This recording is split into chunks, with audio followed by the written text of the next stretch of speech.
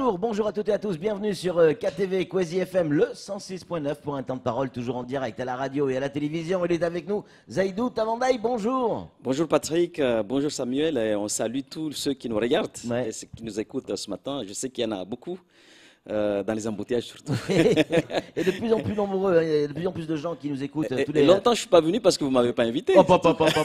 Zaïdou, j'allais vous poser la question, mais qu'est-ce que vous avez fait? Où vous étiez? Pourquoi? On vous interdit de parler quand vous êtes au conseil départemental? Non, pas du tout, c'est pas ça. J'ai considéré qu'après une défaite sévère électorale, Oui. c'est quand même démocratiquement élégant de faire une pause dans sa vie, le temps de comprendre ce qui s'est passé, Et de digérer la comprendre la défaite. sociologie. Il faut du temps pour digérer une défaite? Je pense que ça fait partie de l'élégance démocratique aussi. Oui, oui. Il faut laisser celui qui a eu la légitimité de s'installer, de faire son travail. Et il ne s'agit pas de parasiter sa démarche. Et surtout, il faut réfléchir. Pourquoi une telle défaite? Et puis, il faut prendre le temps de se régénérer aussi. Ouais. Et C'est là, ce que vous vous avez en avez face fait? de vous. Oui, je pense. Ouais. C'est l'heure de revenir en politique? En tout cas, j'ai en 3 ans d'habiter déjà ma fonction de conseiller technique au cabinet du président Sobadine. Ce n'était pas dans mon agenda au départ, mais qu'est-ce que j'en suis heureux d'apprendre derrière cet homme de grande hauteur et d'expérience. Zaïdou, est-ce qu'on peut dire, on va parler d'Europe évidemment dans un instant, mais est-ce qu'on peut dire aujourd'hui c'est la rentrée politique de Zaïdou Tavandaï? Aujourd'hui, je suis venu parce que par rapport à ma fonction au conseil départemental, il y a une actualité majeure. Oui. Ce qui va se passer demain à la Chambre basse, à Londres, du Royaume-Uni, ça nous concerne au plus haut point. Là, on parle du Brexit. Hein. Voilà. Lorsqu'on est conseiller technique Mais du c'est pas tout à président fait ça du ma conseil question. départemental, Est-ce que c'est le retour politique de Zaïdou Tavandaï? le retour Aujourd'hui. politique, en réalité, je n'ai jamais quitté la politique, Patrick. Ouais, je suis vous sur êtes le mis en terrain. retrait un petit peu quand même, vous venez de le dire. Non, je n'ai pas organisé comme ça. Sérieusement, c'est plutôt l'actualité qui a D'accord. recommandé qu'on puisse venir ici pour faire de la pédagogie. D'accord. Parce que vous savez très bien que le récit européen, c'est un récit complexe, Ouais. compliqué, Ouais. qui ne supporte pas les brefs. Ouais. Il y a un grand travail de pédagogie à faire auprès des Mahorais parce que Mayotte, le territoire de Mayotte ne doit pas être ce territoire d'exception qui bénéficie des fois jusqu'à 85% de financement dans ces projets des fonds européens. Et lorsqu'il y a des élections, on constate que le taux de participation frôle aussi 70%, le taux d'abstention 70%. C'est énorme. Ça, c'est un paradoxe qu'on doit faire évoluer par la pédagogie. Zaïdou, on va parler du Brexit, et pas que, mais commençons par le Brexit. Si jamais, c'est pas encore fait, hein, l'Angleterre devait sortir de l'Europe, est-ce que ça aurait des enjeux sur Mayotte? Alors, je disais que ce qui se passera, ce qui se joue demain là-bas, nous concerne au plus haut point. Parce que sur ce territoire pauvre de l'Europe, Mayotte, éloigné de 10 000 km, petite île, menacée par la montée des eaux, et une petite île, vous voyez comment on est mis en difficulté par cette immigration irrégulière massive. Tous ces enjeux-là, dans les intelligences de gouvernance, l'Europe ressort comme quelque chose de très important ici. Et la sortie du Royaume-Uni de cette unité européenne, c'est quelque chose, c'est une tragédie pour l'Europe, pour ceux qui y croient. C'est aussi quelque chose qui va impacter Mayotte, parce que l'absence du Royaume-Uni dans l'Union, c'est manque à gagner de 15 milliards dans le budget de l'Union européenne. Ça, il faut comprendre parce que c'est un pays qui est un contributeur net. Mais pas seulement ça, on le verra. On va en parler un peu des enjeux comptables ou budgétaires, financiers de l'Europe ici à Mayotte. Mais Royaume-Uni, son apport dans la civilisation du monde, important. C'est pas seulement la culture punk, le mode de vie britannique, le foot et le rugby, mais c'est aussi les donuts. C'est une puissance, c'est une puissance historique, diplomatique. C'est 50 milliards de contributions à l'Europe chaque année aussi. C'est plus que 50 milliards, hein. C'est autour de 15 milliards l'année. Les gens ont fait les comptes. Le Royaume-Uni qui part, c'est 15 milliards l'année. Et comme cet argent va manquer dans le paquet commun, forcément, on risque de nous gratter un peu. La part de la France, notre pays membre, va baisser. Et comme ça va baisser, la part que Mayotte pouvait escompter serait naturellement impactée. Je ne dis pas que Mayotte aura moins que 300 millions d'euros, ce n'est pas ça du tout. Parce que c'est une des raisons pourquoi je suis venu ici aussi, parce que j'ai vu que le sujet européen, c'est un des sujets majeurs au cabinet du président Sobadine. Pendant 4 ans, il a fait le tour d'Europe, il a fait le tour des ministères de Paris pour demander pas un passe-droit pour Mayotte, mais plutôt que Mayotte soit traitée cette fois-ci dans le respect des critères de droit commun pour attribuer le fonds. Et au moment où, c'est-à-dire comme tout le monde, quoi. Moment où, voilà, parce que c'était pas le cas la dernière fois. Mayotte avait droit plutôt à des cadeaux qui se chiffrent ici à 300 millions d'euros, qui n'est pas mal aussi, hein. Mais on avait constaté qu'on n'a pas été traité dans le respect des droits communs. On n'avait pas aussi non plus des statistiques bien affirmées ici. Maintenant, les statistiques, on les a. On a le temps pour faire valoir qu'on demande à être traité dans le respect des critères de droit commun. Le président Sobadine, je considère qu'il a fait le job. Il était aux Açores, il était à Madère, il était en Guyane, l'année dernière où il y avait Juncker et le président de la République.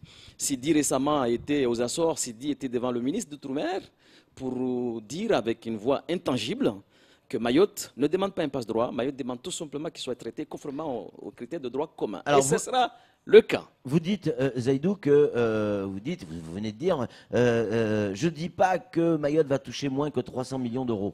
Mais quand même, il y a un enjeu. Si effectivement l'Angleterre sort de l'Europe, il va falloir gratter des fonds un peu partout pour compenser. Bon, c'est tout le débat actuel. Ouais. Il y a 27 pays qui sont Et ça là. n'a pas été quantifié. Imaginez si l'Angleterre devait sortir, il y aurait combien en moins pour Mayotte? La sortie du Royaume-Uni, je pense que personne n'avait pas vu ça venir. Il faut se rappeler peut-être ce qui s'est passé. C'est un certain David Cameron, Premier ministre britannique, qui était candidat à sa propre succession en 2015. Il a été mis en difficulté par ces cadres du parti qui étaient plutôt eurosceptiques. Il était obligé de dire, si je me fais réélire en 2015, je reganzerai le référendum pour demander aux Britanniques s'ils veulent rester ou pas dans l'Union européenne. C'est comme ça comment on est arrivé sur Brexit. Et coup de théâtre, au mois de juin 2016, les Anglais ont voté à 51% pour la sortie du Royaume-Uni. Après, il fallait gérer le bordel, qui n'était pas prévu. À la Ilanel. C'est le bordel. Du côté de l'Union européenne, on a désigné un négociateur en chef, Michel Barnier, avec une équipe solide derrière. Et en face, du côté du Royaume-Uni, personne pour se mettre en face pour négocier. Et ça fait partie d'ailleurs des difficultés de Brexit. Hein. C'est que du côté du Royaume-Uni qui ont voulu ça, il n'y a pas vraiment une organisation carrée, solide pour négocier. Toujours est-il, janvier, novembre, on a quand même réussi à mettre sur la table, à arracher un accord général de sortie. Les 27 ont adopté cet accord général de sortie, accord de divorce. Et c'est cet accord-là que les 650 députés britanniques vont voter demain. Deux scénarios. Soit ils votent l'accord. Mais la sortie est déjà actée par vote. Hein. La sortie est déjà actée. Hein. Mais elle n'est pas définitive. La sortie est déjà actée. Jusqu'à preuve du contraire, elle est actée. Mais là, on a besoin de l'avis des députés pour définitivement le mettre en œuvre. Parce que les 27 ont déjà donné leur quitus. D'aventure, si les députés britanniques votent l'accord, alors là, on va aller vers une période de transition qui va durer 1 année plus 2 ans, éventuellement jusqu'en 2022. Une année de transition où les choses se passent comme ça se passe maintenant. Ça laisse le temps aux acteurs de prendre les dispositions. Et ce sera une sortie intelligente. Scénario catastrophe si l'accord est rejeté par les députés, ce qui risque de se passer demain. Et là, on peut, l'hypothèse de se retrouver d'une sortie du Royaume-Uni, de l'Union européenne, sans accord, c'est un scénario catastrophe. Qu'est-ce qui se passerait au 29 mars à minuit s'il n'y a pas d'accord de sortie, négocié, travaillé par les deux parties?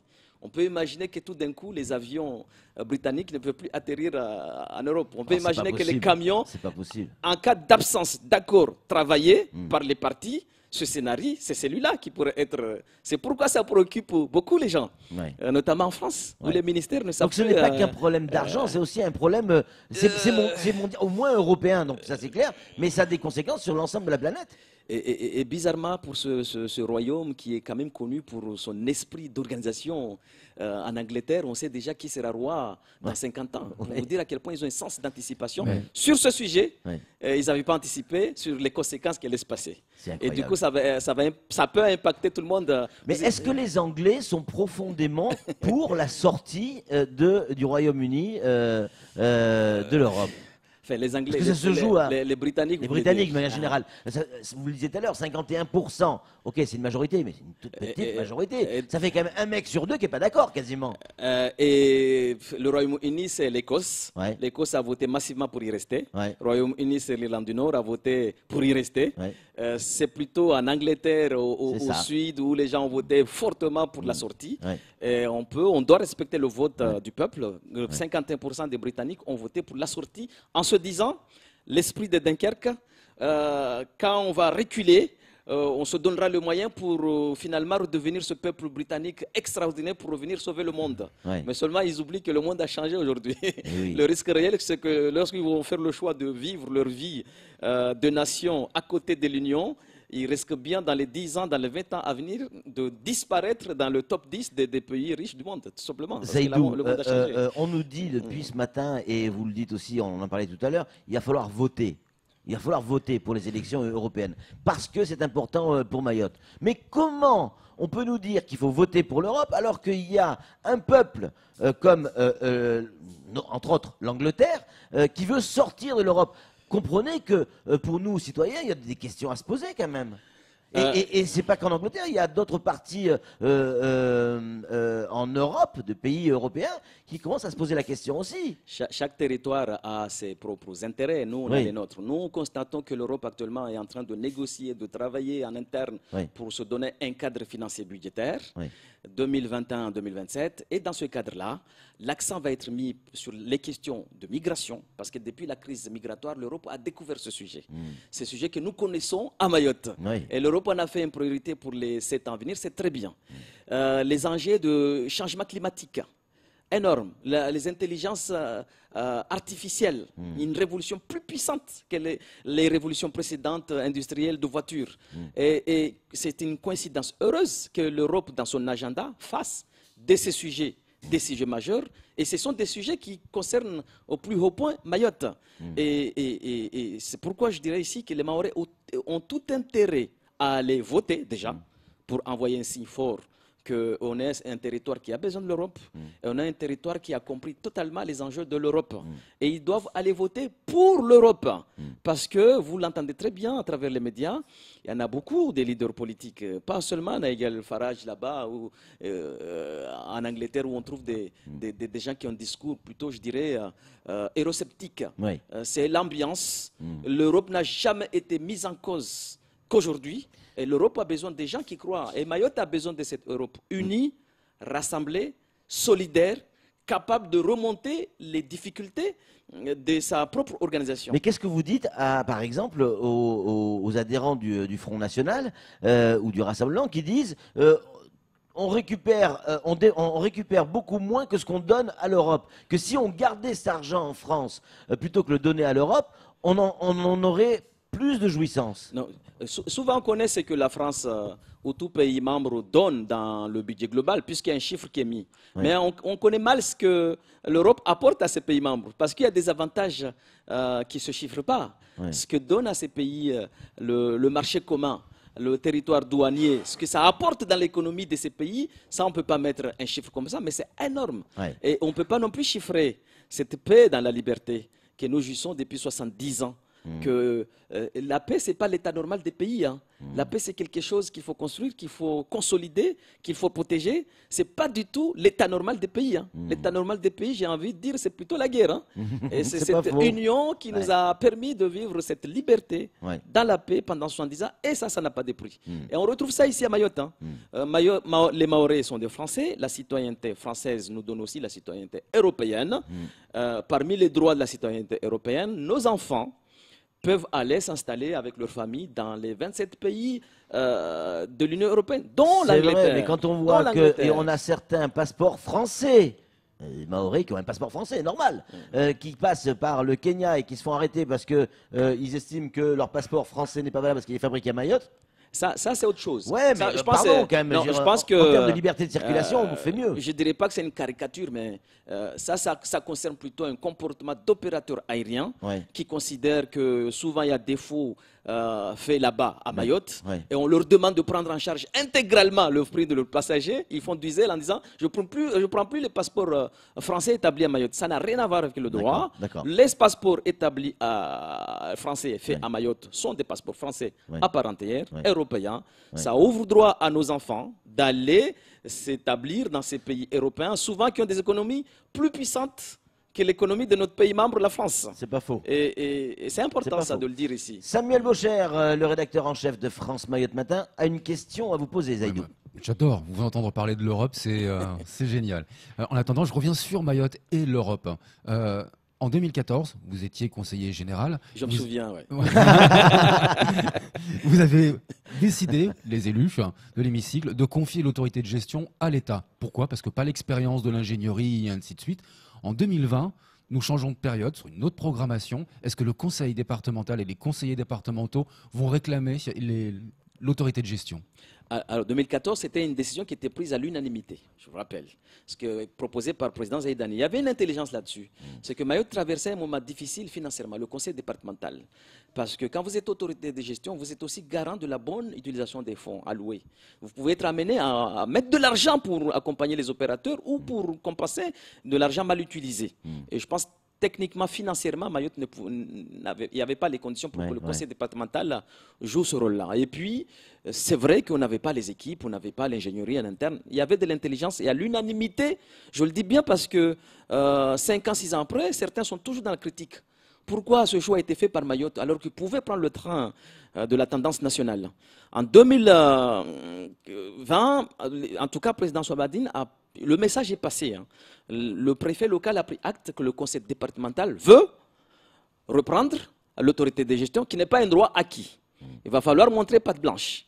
Et il faut qu'on se donne les moyens ici pour avoir les mécaniciens. Je respecte les hommes. La gestion des fonds, c'est un peu de la mécanique. C'est pourquoi je parle de gestion de fonds. Parce que ce serait un peu immoral que le président de Mayotte fasse le tour du monde pour dire qu'on doit être traité dans le respect des critères de droit commun et que localement, on ne se donne pas le moyen d'avoir les mécaniciens capables de gérer comme il faut les FEDER, le FEADER, le FSE. On n'est pas plus bête qu'ailleurs. C'est pour avoir des gens comme ça, il faut déjà y croire profondément parce que l'argent de l'Europe, et ça on ne le dit peut-être pas assez, ce ne sont que des outils pour construire cette convergence, cet espace de démocratie, de liberté. Cet argent, ce n'est pas un fin en soi. Mais une fois que vous êtes profondément convaincu qu'il faut absolument bâtir cet espace de démocratie, de liberté et de paix avec cet argent, alors on se donne le moyen pour que l'argent soit bien utilisé partout, parce que c'est un outil pour la convergence.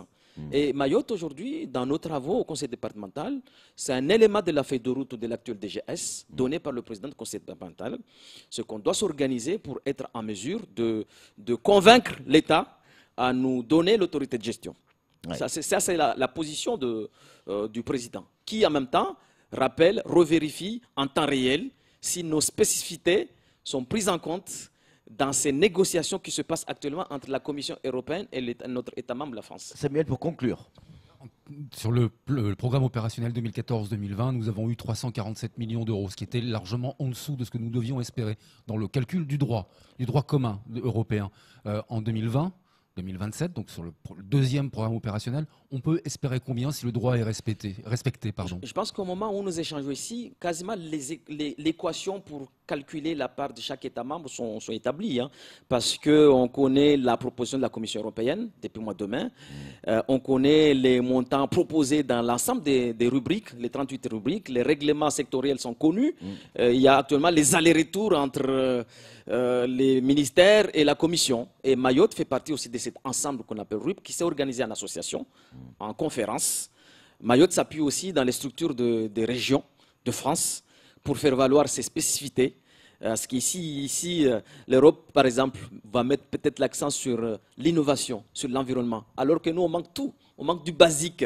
Eh oui. Il faut qu'on leur fasse comprendre que oui, l'environnement et l'innovation, nous, on y croit aussi. Mais on manque du basique aussi. De grâce qu'on accepte aussi de financer nos basiques. Donc, le double, il ne faut pas se hasarder puisque la part de notre État membre n'est pas encore connue. Ouais. Les modalités de calcul, les règlements sont sur la table, et font l'objet de négociations. Ce serait un peu hasardeux pour moi ce matin de dire voilà, le double, mais on ne serait pas loin, je pense, on est en droit d'espérer que de 300, on peut très bien passer à 2 fois plus, mais prudence, prudence. Au moins dépasser la barre des 500. Au moins dépasser la barre des 500. Parce que déjà en 2014, on y croyait à 400. Moi, j'étais jeune élu. Ouais, mais on est passé on a eu que 300. L'UREL au conseil départemental, il était venu et rencontrer les élus mahorais. Froidement, il nous a regardé dans les blancs des yeux. On peut espérer pour Mayotte 400 millions. Eh bien, on a eu 300. 200 dans le fonds de cohésion. Oui, c'est vrai, FEDER, c'est 200 millions. Ouais. Et alors que là-dessus, c'est là où on y croyait qu'on pouvait avoir 400. Là, on fera mieux la prochaine fois. En tout cas, merci beaucoup Zaidou Tamandaï d'être venu sur ce plateau, de nous avoir expliqué les enjeux de ce Brexit pour Mayotte et l'intérêt d'aller voter pour l'Union européenne. En Nous tout cas, demandons à être financés Ouais. jusqu'à 70-80% dans nos projets par l'Europe. On ne peut pas être ce territoire d'exception où à 80%, on n'y va pas voter. Et là-dessus, les médias ont un rôle important à jouer. Y compris l'Europe, ça doit faire partie de vos programmes. Ouais. Il y a par exemple 200 presses anglaises à Bruxelles, 300 allemands, 10 seulement français, une dizaine. Aucune presse provinciale française. Je comprends bien que Coésie, qui a 10 000 km de Bruxelles, ne parle que rarement l'Union européenne, mais aidez-nous à faire de la pédagogie parce qu'il y a un enjeu majeur sur ce sujet. Zaidou, vous nous Peut-être avez sollicité, on est là. Demandez à Patrick qu'il m'envoie à Bruxelles. Par exemple. Manger des frites. En tout cas, merci beaucoup Zaidou Tamandaï d'être venu sur ce plateau. C'est tout pour ce temps de parole. Très intéressant. Tout de suite, la suite de nos programmes.